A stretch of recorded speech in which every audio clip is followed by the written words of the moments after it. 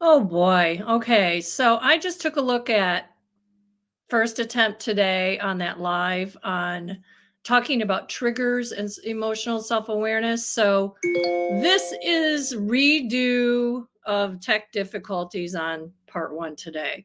So apologies for that. I just the recording stopped right on my slide. So at least you got to read that.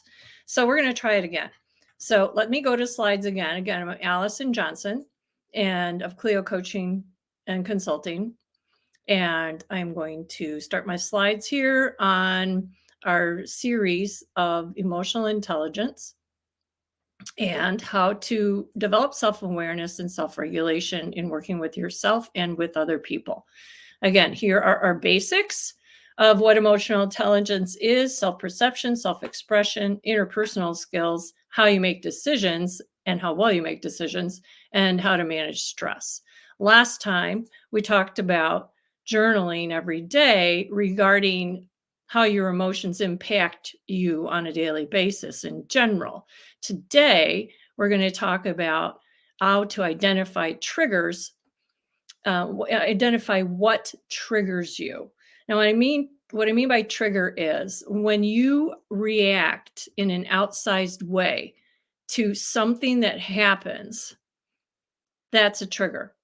So, what are the things that keep happening in your life or similar situations where you get triggered? So, let's say it could be how you react to other drivers. This is a very common one, and just one in personal life. How you react to other drivers. If somebody cuts you off in traffic, if somebody honks the horn and then goes by and flips you off, you know, how do you deal with that?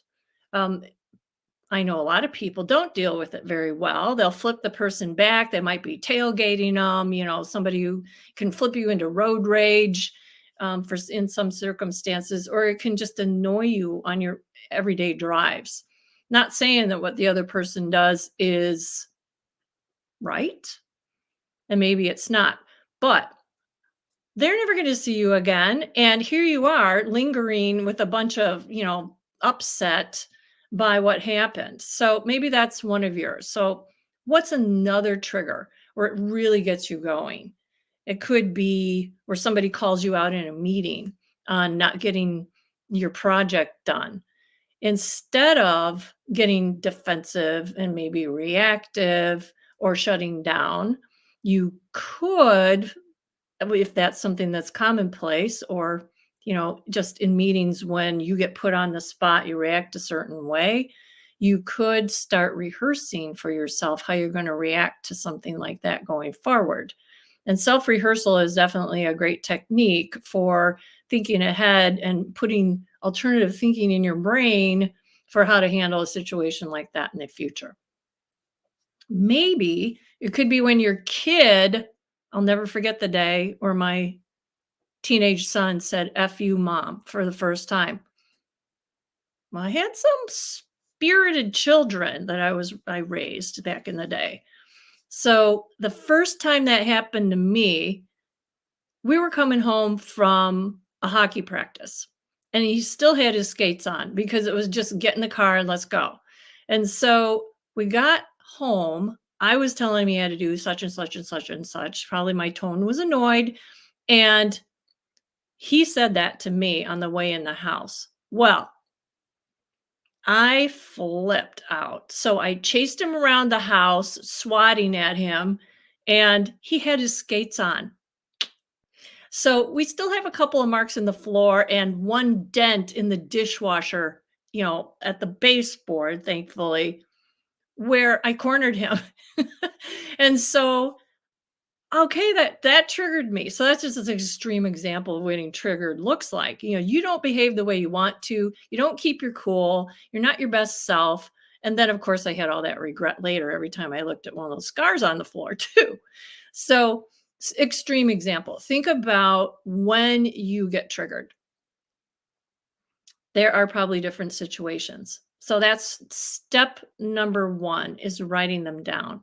And then after that, you'll see some other good questions on the tip sheet here, which, by the way, you can go ahead to my website, Clio Coaching/contact, and request that I send you the 10 tip strategy for your increasing your emotional intelligence. And I would be glad to send that to you because that's what we're using going forward. So, so sorry, everybody, that let me see if I can stop this. Okay, I'm not. I'm just going to go here.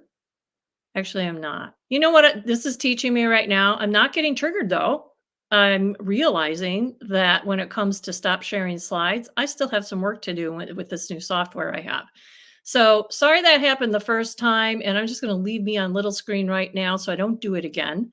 And ask you to come back next week when we're going to be talking about another technique for raising your own self-awareness and managing yourself and other people. All right. So I hope to hear from you. Those of you that want the tip sheet, let me know, and I'll see you next time. And my apologies for having you watch half of nothing on my first attempt today. Okay, bye bye.